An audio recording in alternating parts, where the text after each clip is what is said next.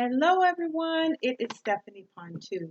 Welcome back to English class. Welcome.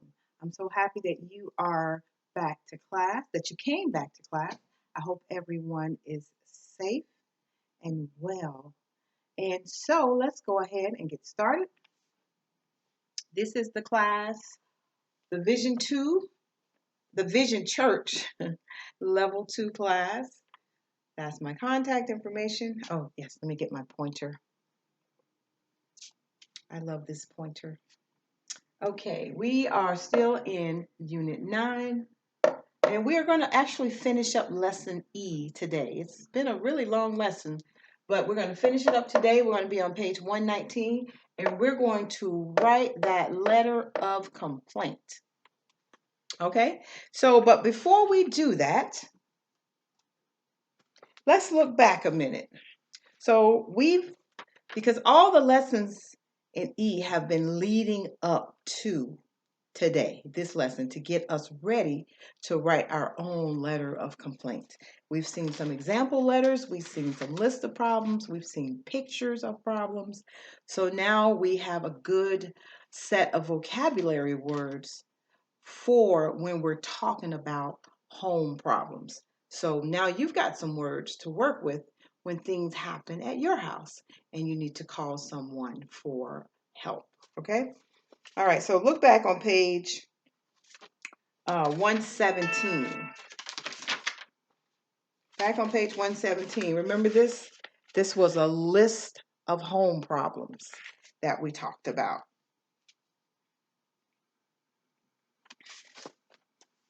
All right, and then we learned some new vocabulary words there for home problems. That was in the word bank on page 117. We will see those again in today's lesson. And then if you go on to page 118, remember this? This was the email that Stella sent to the building manager. Remember, she put a notice up to invite her neighbors in the building to come to her apartment for them to talk about the problems that they're having and for them to work together to write an email to send to the building manager about it, okay? And in that email, she attached the list of the problems that they were having. All right, so that was more practice. So now on page 119, this is the last part of lesson E. Okay, so let's go over, we've got a word bank there, lesson D, for exercise 1. 1D is what we're on. We did the other parts in the last lesson. So this is 1D. And it says, read the list of problems, and we're going to complete the sentences.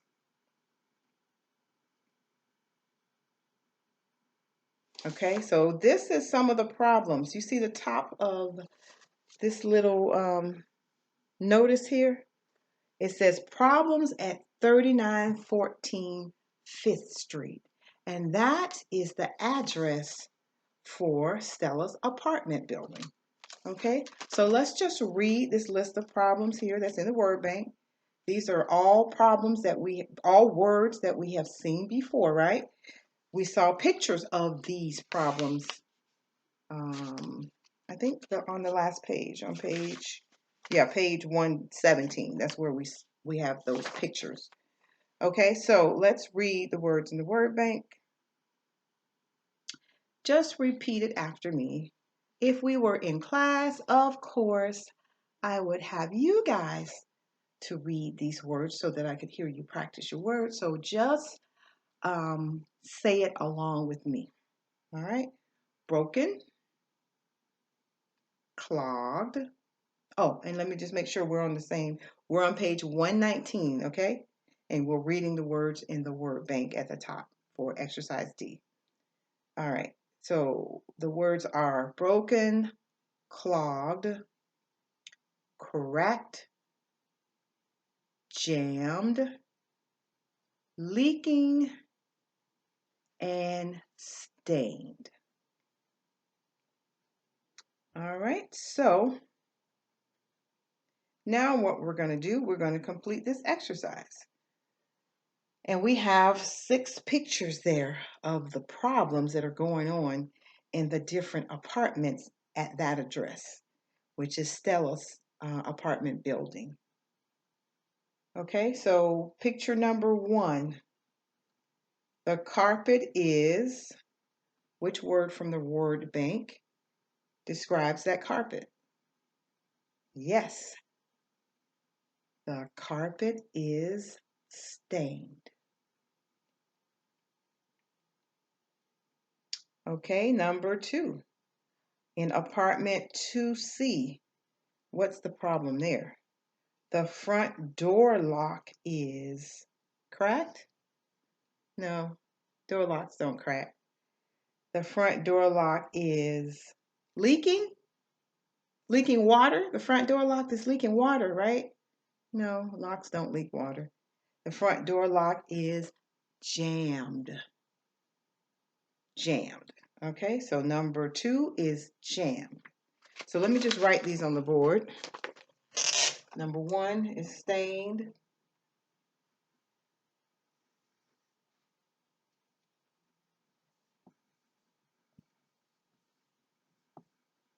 Number 2 is jammed.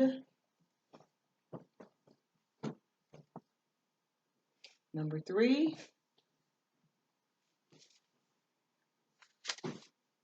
apartment 3A. The bedroom walls are, look at that picture there. The bedroom walls are leaking? No. The bedroom walls are stained?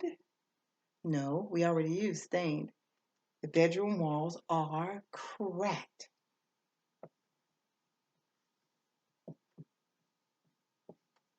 Oh, you can see that really good. I don't know, my marker, I have to have it turned on just the right side for you to be able to, for it to print properly. Okay, number 4. Apartment 4B. The living room window is, look at that picture. Where's my pointer? Oh, hold on. Oh, there it is. Okay. I like using this pointer. Okay, we're on number 4, apartment 4B. Yes. So number 4, right there. The living room window is broken.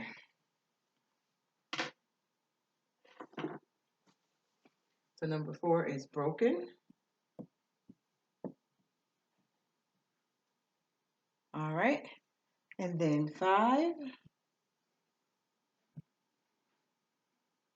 Apartment 5B. The refrigerator is, so let's look at the picture in number 5. That is the bottom corner of the refrigerator right there. Right there. The refrigerator is, it has water coming out of it. And when water is coming out of something and it's not supposed to be coming out, you call that a leak. So the refrigerator is leaking because it's happening right now. All right. That's what that ing lets you know, that it's happening right now. And then number 6, apartment 6D. The kitchen sink is,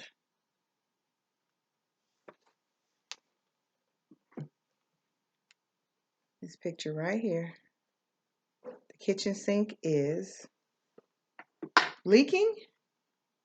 No, because we already used that. The kitchen sink is clogged.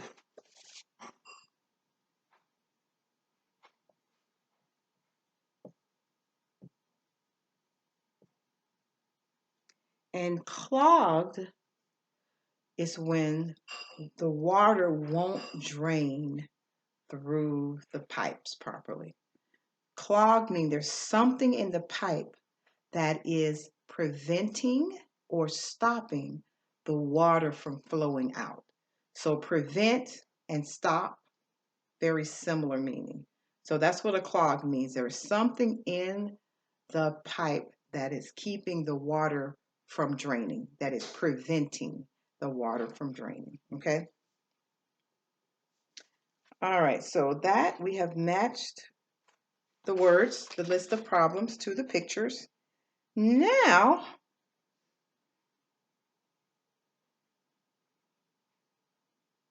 we're going to really get ready for you to write that letter. And you can use, there's some great practice stuff that you can use to help you with that.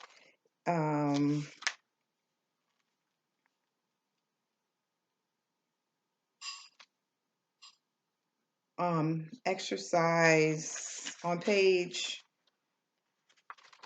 118, the email that Stella wrote to the building manager, you can use that to help you write your letter of complaint. And then you want to use the list of problems on page 119. That's the list. Those are the problems that you're going to be writing about in your email of complaint. So you use that list. You use the example email on page 118 to help you get your email together.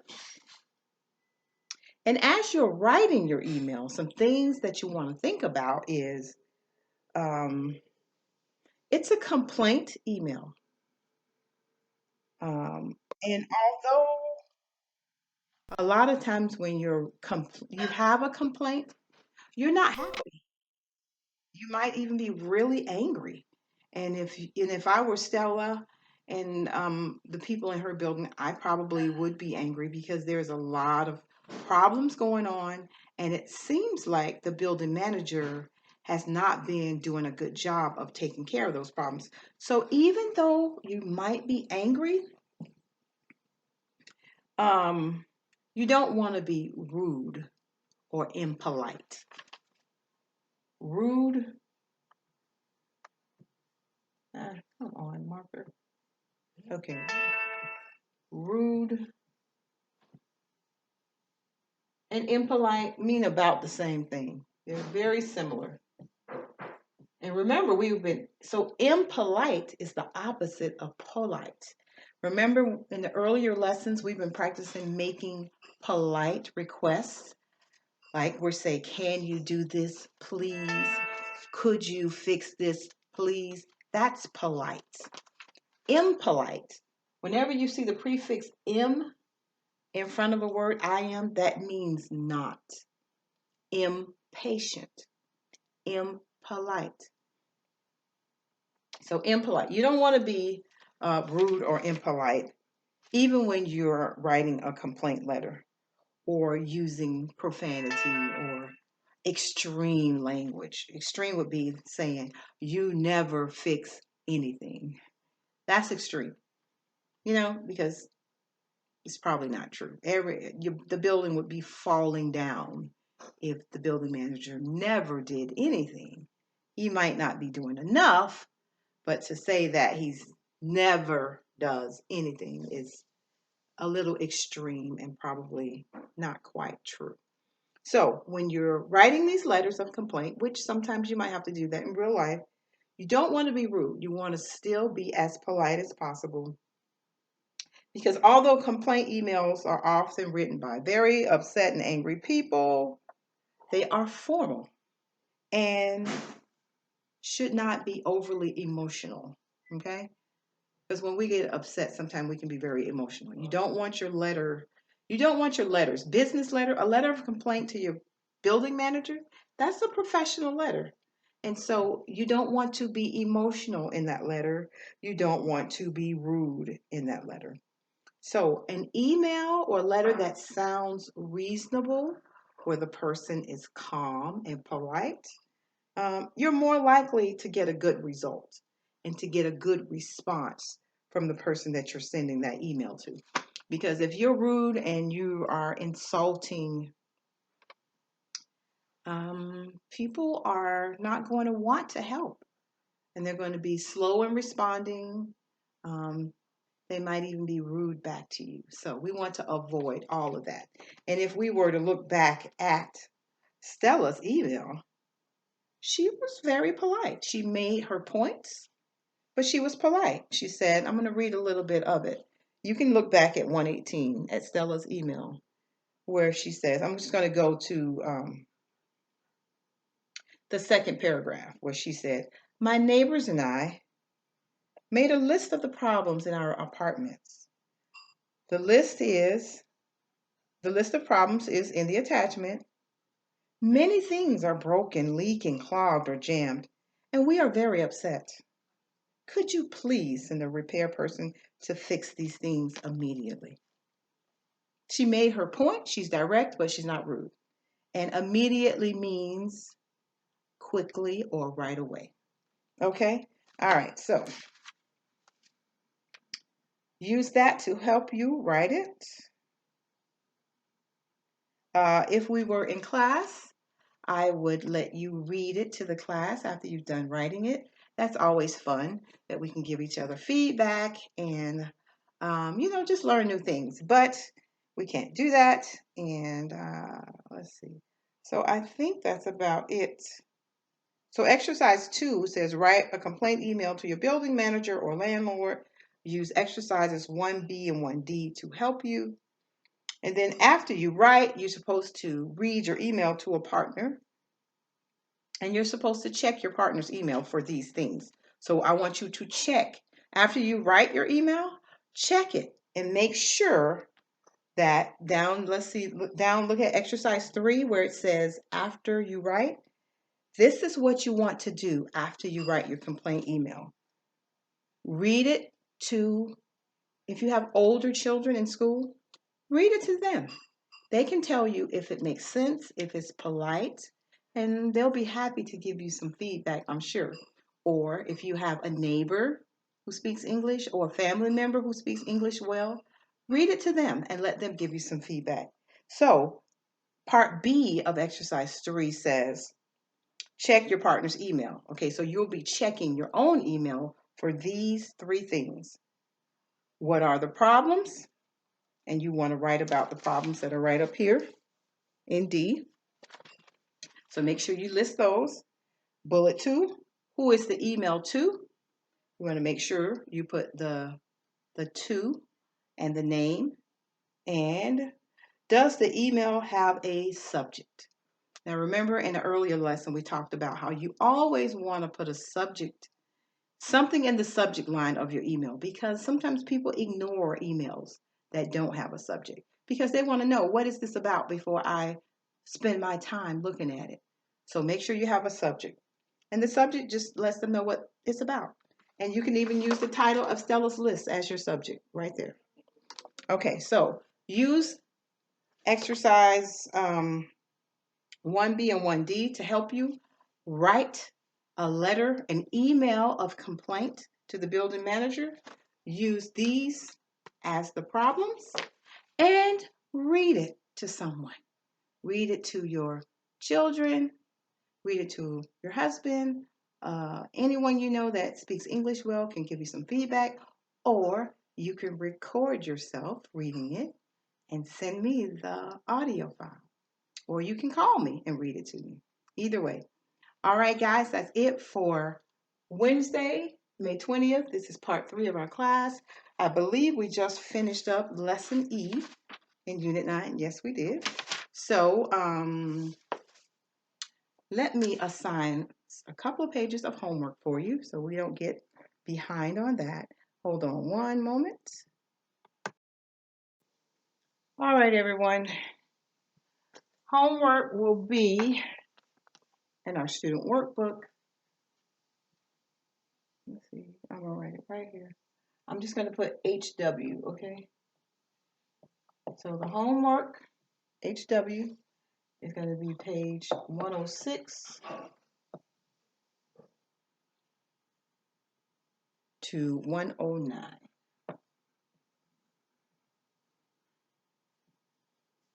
Okay, page 106 to 109 is our homework. All right, everyone. Stay safe and well. Enjoy your family. Don't forget to practice your English as much as you can. Talk to your children and family members in English. And I will see you in the next lesson. Be safe.